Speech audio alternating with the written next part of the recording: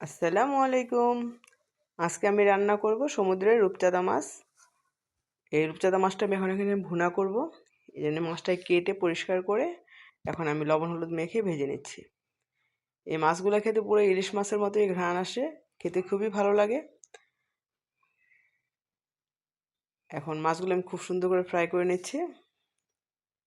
মাছগুলো ফ্রাই করা হয়ে গেলে এখন আমি উঠিয়ে নিয়ে সেই একই কড়াইয়ের মধ্যে দিয়ে দিয়েছি পেঁয়াজ কুচি।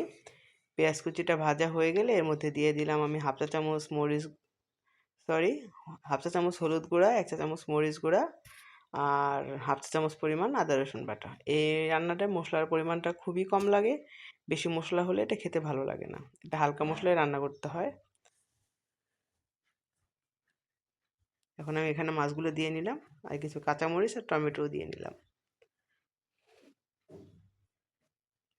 এই মাছটা কিন্তু সম্পূর্ণ ইলিশ মাছের ঘ্রাণ আসে, ইলিশ মাছের স্বাদ লাগে খেতে। এখন একটু নেড়ে চেড়ে খুব সুন্দর করে আমি ঢাকনা দিয়ে ঢেকে রান্না করবো প্রায় 2 থেকে 3 মিনিট। এখন আমার ঝোলটা প্রায় শুকিয়ে এসছে।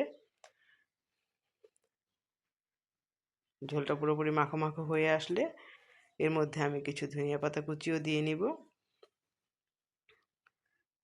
খুবই কম পরিমাণে ফ্লেভারের জন্য। এখন নামিয়ে পরিবেশন করব মজাদার রূপচাঁদা মাছের ভুনা।